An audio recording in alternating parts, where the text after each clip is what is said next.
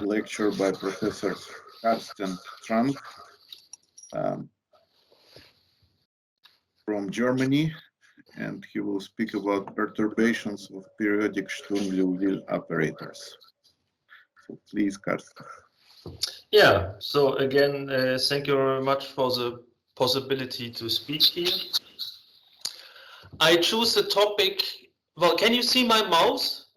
Yes, right? Yes, we can. Yes. Yeah. I choose a topic here which is, let's say, easy to explain. and this is maybe good for a little bit more broader audience. So it is on Sturm-Liouville operators, and it is a joint work with UC Bern from Graz, Philipp Schmitz from Ilmenau, he's our PhD student, and Gerald Teschel from Vienna. Okay, let us start with the expression, and maybe I should use the opportunity to mention that I'm not so enthusiastic. I mean, nobody is enthusiastic about online teaching and online lectures, right? So I will not. Maybe I don't use all of my time. So I make it a little. I decided to have it rather short than make it very long. Yeah? Okay. So well, this is the topic. It is well, classical Sturm-Liouville equation on the real line. And we have the coefficients 1 over r, which is the weight P0 and Q0, the potential. And well, I have zeros here because there will be also perturbations which have 1 then as the index. Yeah? So this is our Sturm-Liouville equation. Okay, this is the Sturm-Liouville equation with, let's say, standard assumptions. Very general standard assumptions. Yeah? So locally integrable, real functions, and well, this is very important. The coefficients are periodic, yeah? And R0 and P0 are larger than 0. So this is somehow very famous, let's say famous equation. Sometimes it's called Hill's equation, because Hill was some British, I think British astronomist who was describing the lunar motion, some properties of the lunar motion with this kind of equation, and that's why it got the name Hill's equation. It is very old, 150 years old, let's say. Yeah? He did it 1883 or something like this. And later you all know that these kind of Schrödinger type equations became very famous in the context of quantum mechanics, and well, you can use them to describe some crystals, and as usual in quantum mechanics, the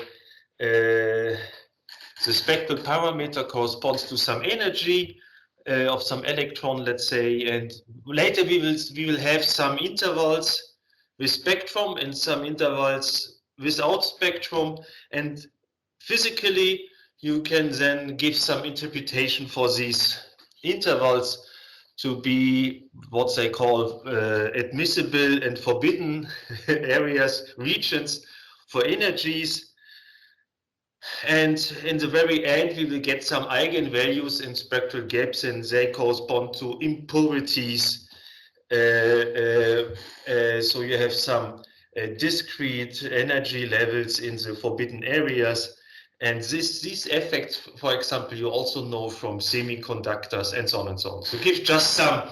I don't go into these physical things. I stay within mathematics, but I just want to explain that this is, well, let's say a very good investigated equation. Okay, some kind of introduction. So this was what I said before. Schrödinger operators in order to describe crystals. And from the mathematical point of view, of course, this equation was also heavily heavily investigated, and I don't give a full history for this equation. Yeah? It is, yeah, maybe there's a very nice book. Maybe this I should highlight, of Carl Michael Schmidt, Braun, Evans, and especially on this devoted to Hill's equation. And there are other names, Gesche, Barry Simon, Teschel, Weidmann, and also Prof. Beketov did some very well-known, famous investigations for this kind of equations. And one has to admit that I think the classical Hill's equation comes for R0 and P0 equals to 1. Yeah? So some of the things I present here are already known for this case, or sometimes even they are known for R0 being equal to R1. Yeah? So what the main, let's say our main contribution was to really to do these things in full generality. Okay. And there's some what is R1 here? Yeah. This is a good remark. Yeah, sorry. R1 is, I forgot to mention. R1 is, well, as I said it before, very shortly. Yeah. So the topic is perturbation of periodic Sturm-Liouville equation. So the perturbation comes with a 1. So the perturbation is an equation of the same type, having coefficients R1, P1, and Q1. And of course, I will discuss in 1 minute. Of course, we need some assumptions on the perturbation. I mean, it should be close to our original problem in some sense. No? So there will be some L1 conditions for the perturbed object. I will discuss it in a minute. So, sorry, yeah. But here you are right. So this means the weight of the unperturbed and the perturbed object are the same. I forgot to mention this. No? And also I will not discuss here, but this was the reason we became interested in this problem, because nobody studied different weights, no? But there are some. I mentioned here some. There are some applications where it is interesting or necessary to consider different weights. And for example, our interest, it's not mentioned here, our interest comes a little bit from, I just want to say one sentence, we are also interested in indefinite problems, where the weight function is allowed to take negative signs.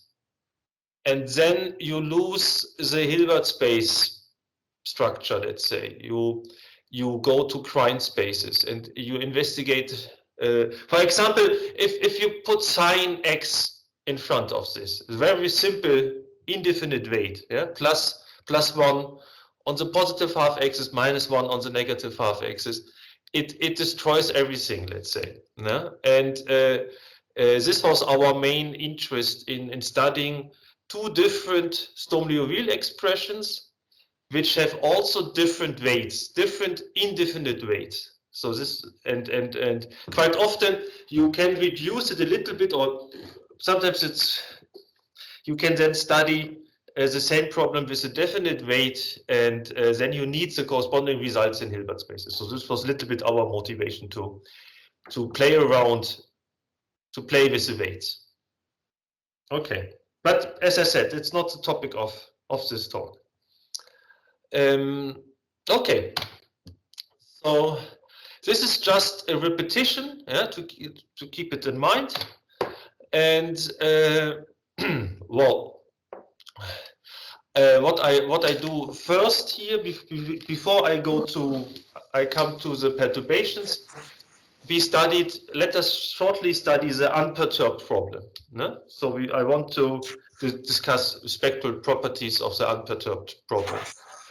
Okay, so again, this is a repetition of our Sturm-Liouville expression.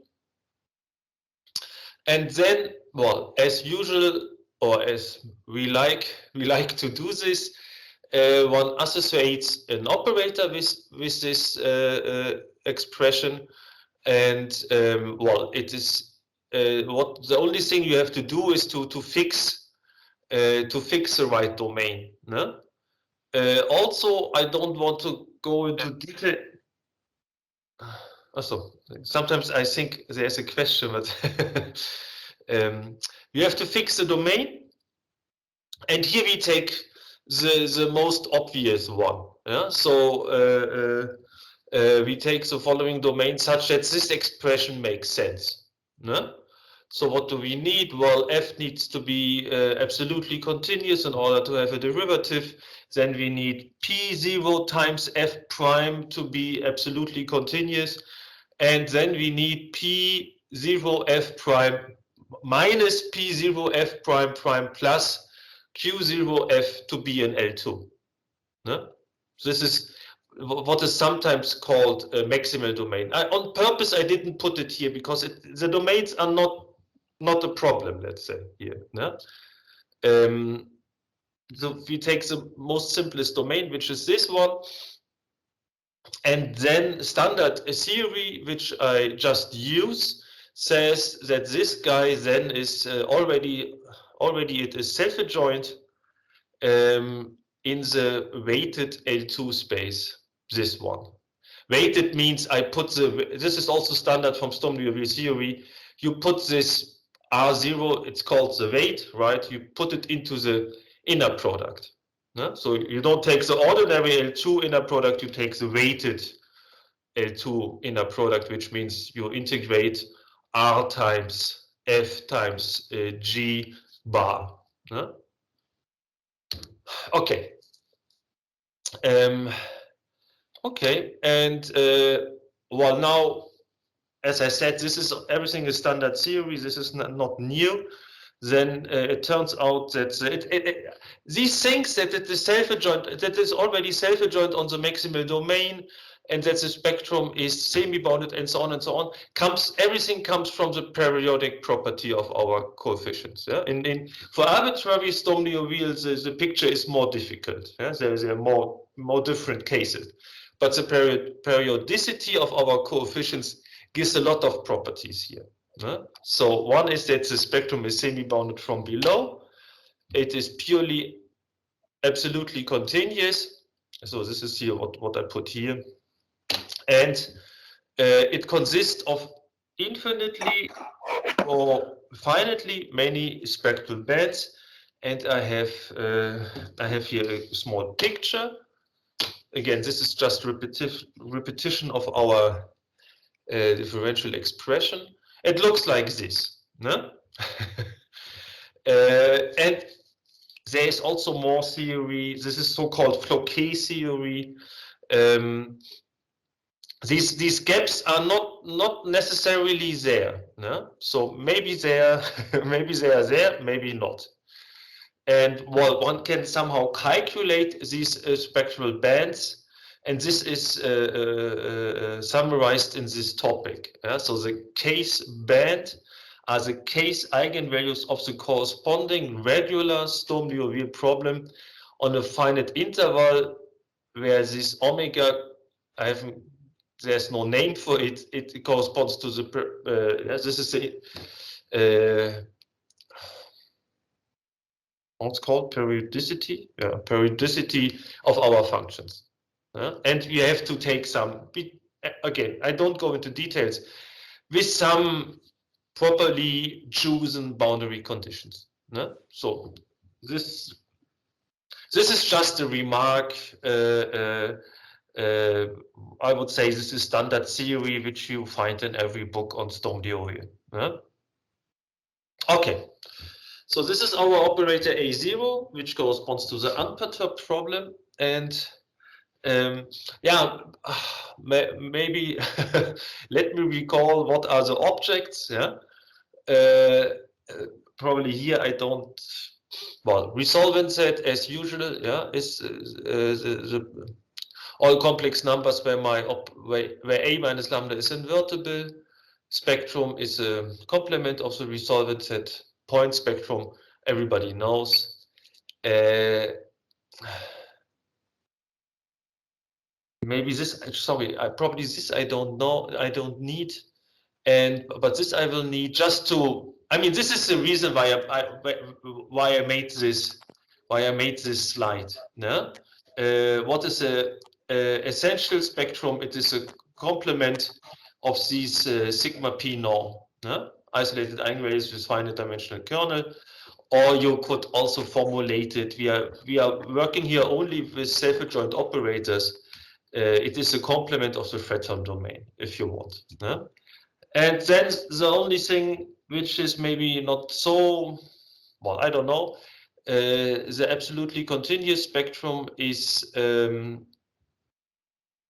spectrum of the restriction of A to some subspace, and the subspace are all X from the Hilbert space, from the underlying Hilbert space, such that this, well, ET is a spectral measure of my operator, yeah. So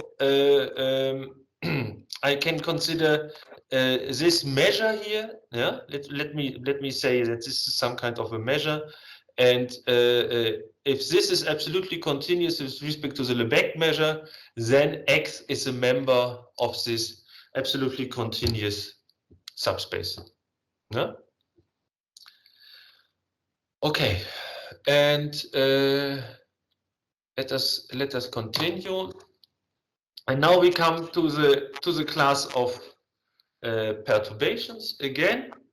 I repeat it again, the unperturbed equation. And now here's now the R1. There was a question about R1. Here is R1. This is our perturbation. The main thing one should stress here is, well, the expression is the same, and the assumption on my coefficients are the same. R1, P1, Q1 are locally integrable, real, positive. R1 and P1 are positive, but I drop periodicity. Yeah? So, of course, if they are periodic, I immediately know how the spectrum looks like. It is well, it makes more sense to not to assume that they are periodic. No? So they are arbitrary. So I mean, now they are arbitrary, so spectrum in some sense will be arbitrary, and there's no relationship between these two problems, right?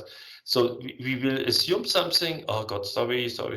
Now I'm a little bit hectic. And we assume we will do several different kind of situations or assumptions. And I will write them in a very compact form. So this is the first assumption. So what we have here, you see, let us look at the first one. We have R1 minus R0, absolute value, and we integrate over the real line. Yeah? So this is some kind of a L1 condition, yeah? L1 condition on our coefficients. And then we do the same with Q1 and Q0, and well, for some reason, which comes from the differential equations, here with 1 over P1 and 1 over P0. So this makes sense in some sense. So then we put them all together in one integral to have a short notion. Okay. Why I call it K0? Well, this is at that level. This is just a little bit game playing, let's say, because I can also multiply it with absolute value of t to the power 0, which makes no sense here. But you can imagine what will come next. Yeah. So the next kind of conditions we are going to consider is what I call K equals 1. You see here is the same L1 condition, but now it's multiplied with t. So this is something like first moment. Yeah, first moment condition, let's say, which is somehow, you know it maybe also from Sturm-Liouville series, and some Molzanov condition is also some kind of this. And actually we also will have k equals to 2, which means the second moment is finite. Yeah, so just to repeat very quickly, so this is our condition k equals to 0, which means just L1, no moment. And then we have k equals 1 and k equals 2. No? Okay. And now we will discuss what does it mean. So the question is the following. I start with my problem with an unperturbed object, which have all these zero coefficients, R0, P0, Q0. Yeah? And then I consider, and for this object, somehow I know the spectrum, let's say. Yeah? And then the question is, okay, now I consider a second Sturm-Liouville operator with R1, P1, and Q1 coefficients. And the question is and we assume that this condition here holds, this L1 condition holds. And the question is, how will the spectrum change of the perturbed operator? Yeah? How will the spectrum change? And this is the answer. So, yeah, this is the spectrum of A0. And given the spectrum of A0, we can then say what happens with the spectrum of A1. Yeah? So, first statement, essential spectrum will not change. So, which means the red bars will stay the same. The band structure will be the same. Second, what is we know from here that everything is absolutely continuous. Yeah? And here, actually, sorry, I see some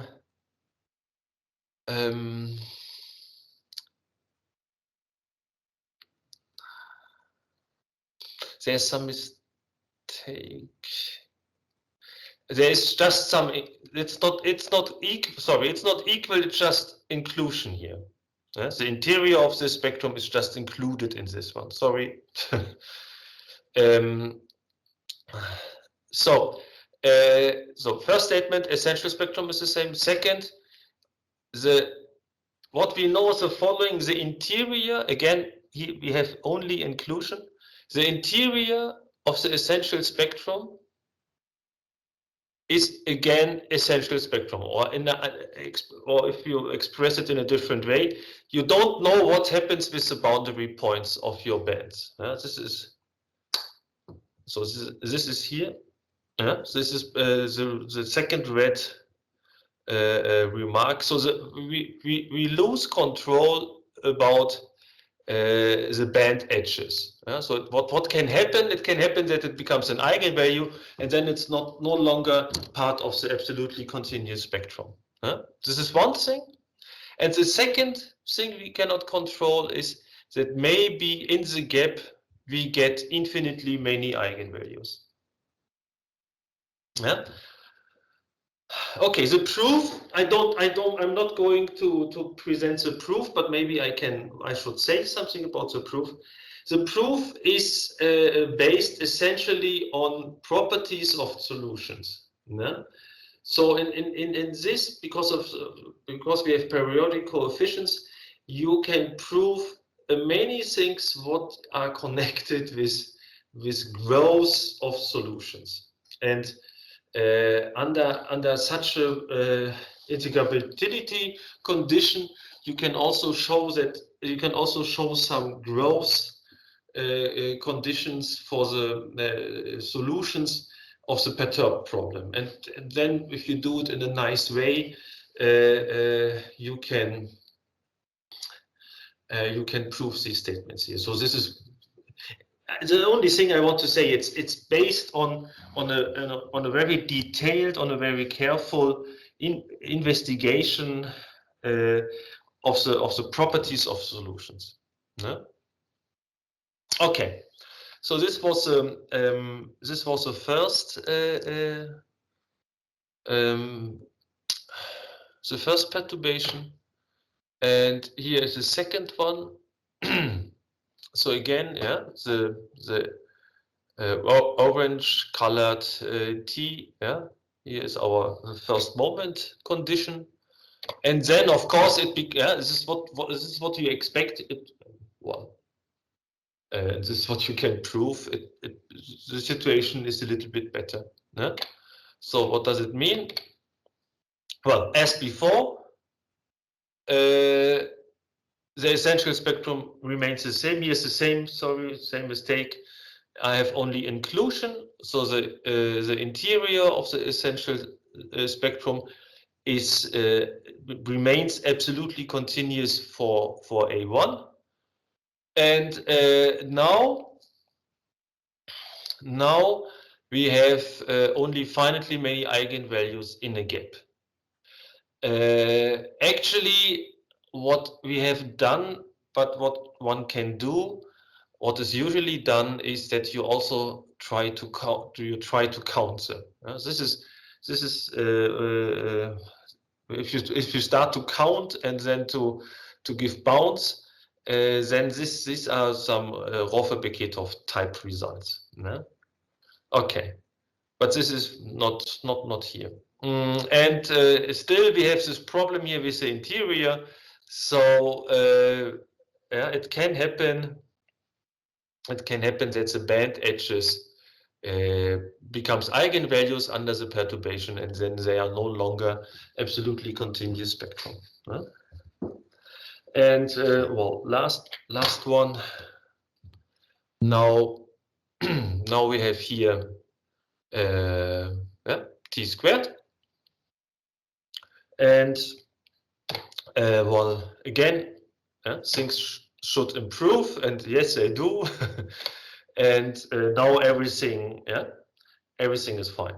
So well, maybe we can go quickly through it. So the essential spectrum remains the same.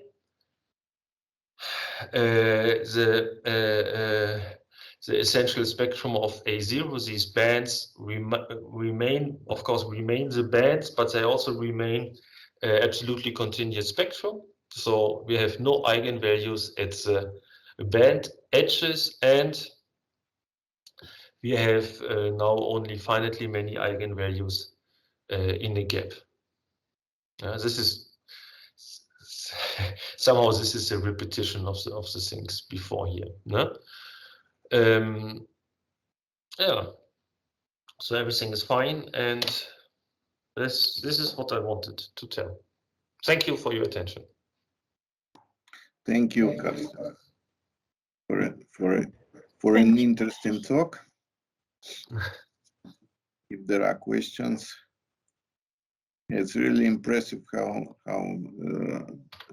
this all kind of results about spectrum depend on the closeness of the coefficients. Yeah, there is a question. Pavel Dubovsky, yeah, please go ahead.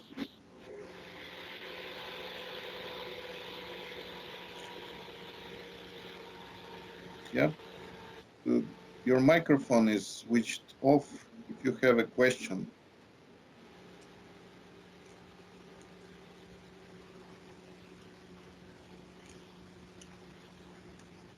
Well, Alexander Smirnov, then, please.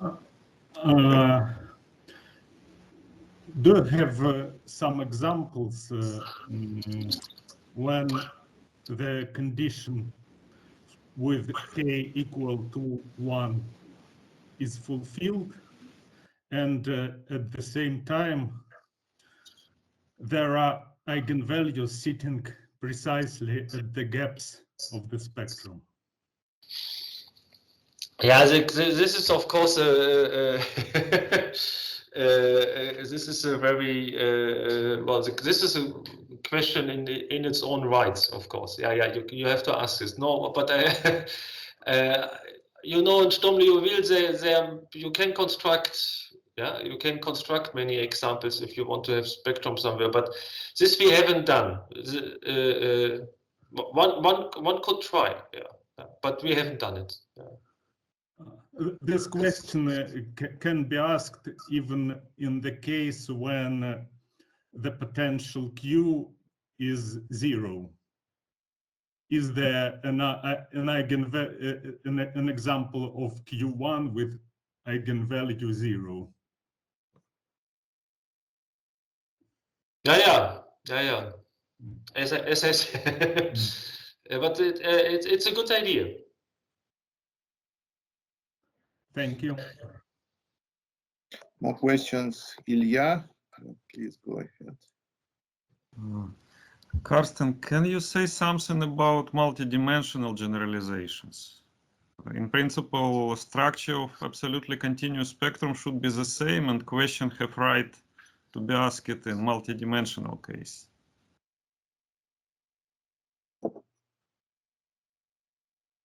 Yeah, it's the same. I mean, this. I have to admit, this is mainly due to the fact that I'm not working so often with higher dimensions. So I'm not the right. It's not my expertise. But well, of course one would think that the same should work, right? But I don't know. Yeah, maybe with change of k should something depend on between dimension and k. Yeah, as usual, right? Depending on the dimension, yeah. What about perturbation with change the essential spectrum? Please, once again, I couldn't understand. So, which perturbation which change the essential spectrum, and you can obtain the description of this essential spectrum? Your perturbation does not change the essential spectrum. I asked about the perturbation which can change the essential spectrum. It can change the discrete spectrum and change the essential spectrum also.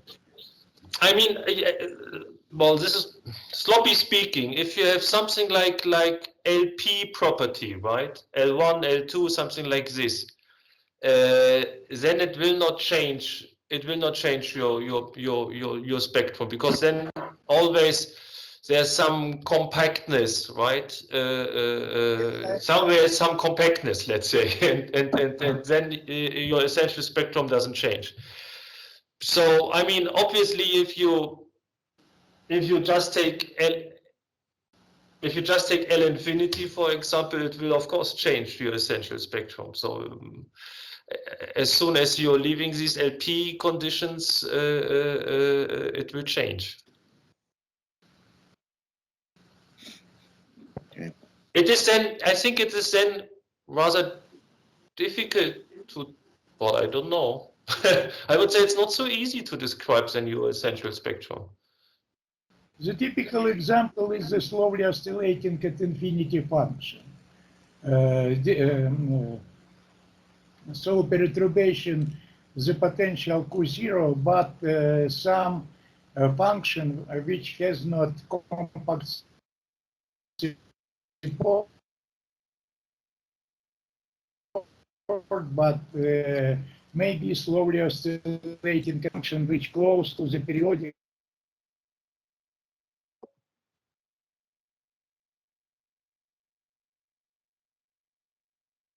The connection is somehow Yes, there is an interrupted. interaction. Okay. Probably meanwhile, yes, Professor Exner, please. Carsten, if you change the power from integer to non-integer, do you know what happens between 0 and 1 and 1 and 2? Yeah. We discussed it before earlier, I think. We were thinking about and came to the conclusion that our techniques will not say anything, at least for us. So maybe we are too stupid for non-integer powers, or our techniques are not working with it. Okay. Okay. Thank you. More questions, please. There is Lady Heinz, please.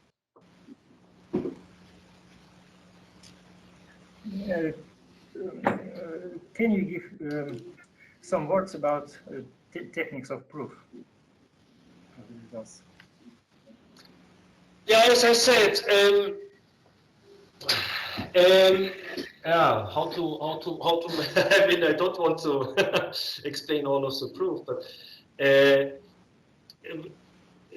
you see this because these coefficients are periodic. This is very powerful, let's say, that can be used in many ways. And what you do is the following: very sloppy speaking.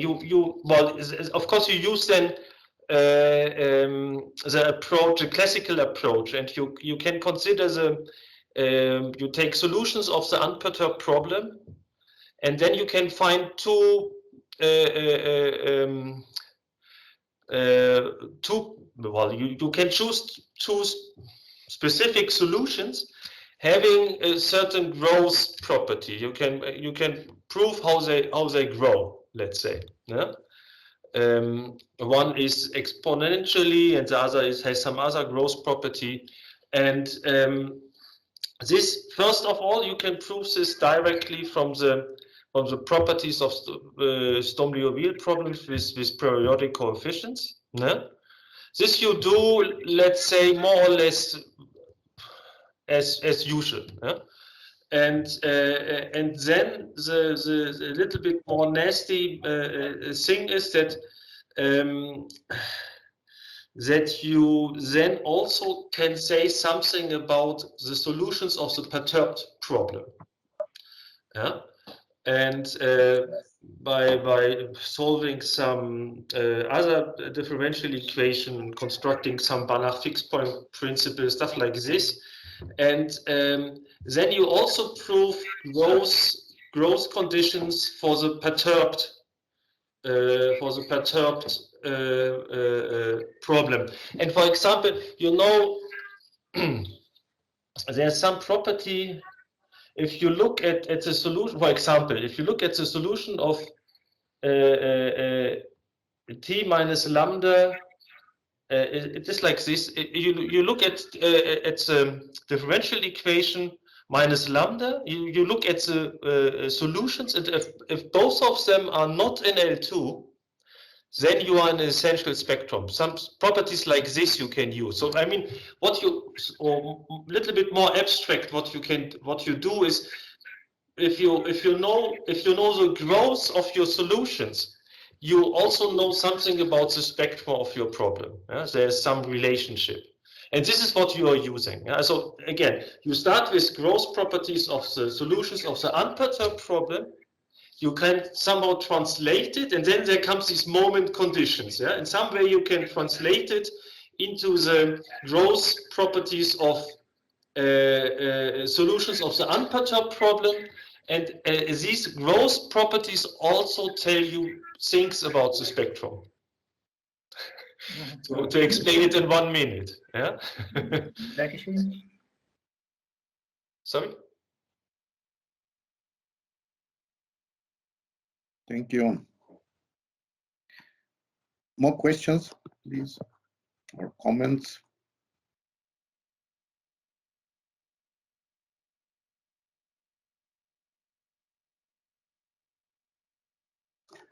If it's not the case, then thank you very much again, Carsten. Yeah. Thank you for the invitation.